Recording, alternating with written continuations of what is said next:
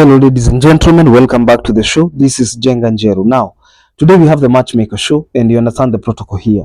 Any other time we have a woman on board, the woman is looking for a man. In the same way, when we have a man on board, the man is looking for a woman.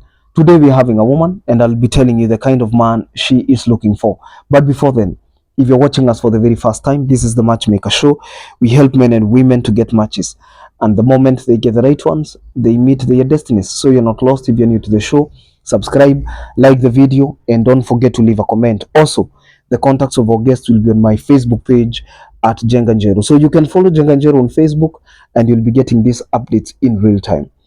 Our guest on today's show is Charity. I had preempted her story on my Facebook page at Jenganjero. Charity is a 61-year-old single lady who has never been married. She is single and searching. She's based in Nyali. She is a businesswoman. In fact, we actually ate at her place, and she's doing very well in the hotel industry. And she's also built her home, and she has decided to settle in Mombasa. And she has been in Mombasa. She came to Mombasa in the year 2002. So she has been here practically for the last 23 years. And it's been a beautiful experience for her. At the age of 61, you could be asking yourself, why is Charity single? What kind of a man does she want? Does she have children? And things like that. You see, when people get hurt at some point in their lives, they carry the trauma. When people get hurt at some point, it is possible for them to carry the trauma. Sometimes you get a child and the man is not interested, you're left alone, and that is what happened to her. She told me that she comes from a very good family and their father valued education very much. And while she was in Form 3, those days, they were going up to Form 6. So midway, she was able to conceive because she had a boyfriend. And after she convinced, coming from a Christian family, they had to keep the pregnancy. And that is exactly how the guy dropped. That is how the guy was able to jump. You know what I mean? Yeah, he refused responsibilities. That guy was capable to take care of the family. That guy was able to take care of the child, at least share some love, because he was then a lab attendant and he was trying to lure a small girl. And you see, a young girl, it doesn't matter how the girl looks like physically. If you mess with a school girl, especially within the confines of the law, it doesn't matter how she looks like. If you mess with a school girl, you will face the full wrath of the law. But the parents happened to be lenient and the guy disappeared, so he came back later. The case was not followed up and the parents decided to take care of the child. So she hated men from that point. So she decided to raise the daughter, and it has been a beautiful experience, she says. However, as time went by, she realized that it would be ideal, it would be important if she found somebody, because you cannot classify the entire gender. You cannot classify all men in the same group with somebody who was deadbeat, with somebody who did not have emotional balance. You cannot classify most or all of the men together with together with men who abscond responsibilities. So Charity is here again. She is a Kikuyu woman based in Nyali, Mombasa, in the hotel business, and she is doing well. She says that it would be ideal if she gets a man who is serious, a man who is God fearing, a man who is serious, and a man who is settled mentally. It doesn't matter whether the man is divorced, separated, widowed, or never married, just like her.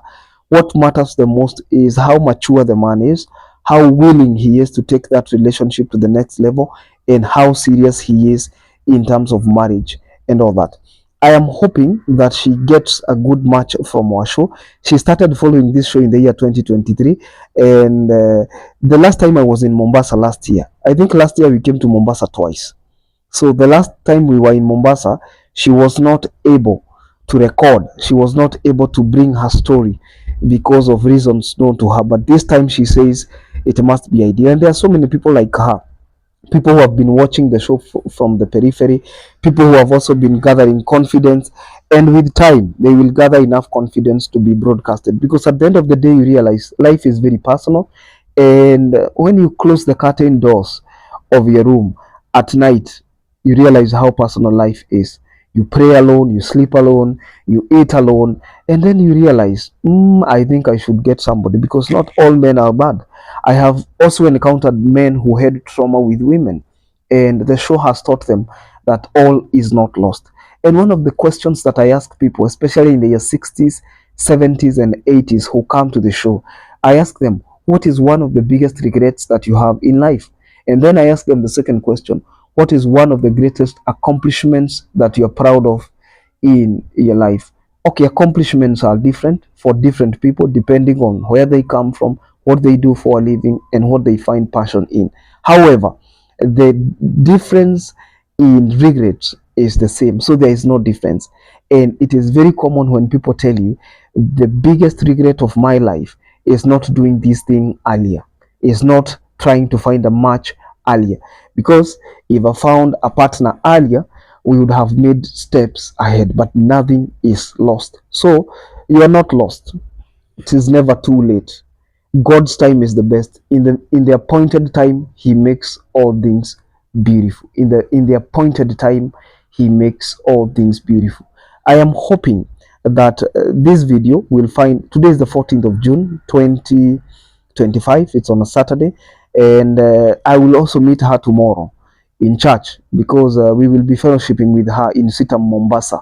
And I hope that she will get a good experience. I hope that she will get a good man, and it is always a great thing to ensure that people are getting matches. Another thing that will be a deal breaker is a man who comes from a different part of the country. If you're not within the coast, please, it is not important to keep on calling unless you just want to become her friend.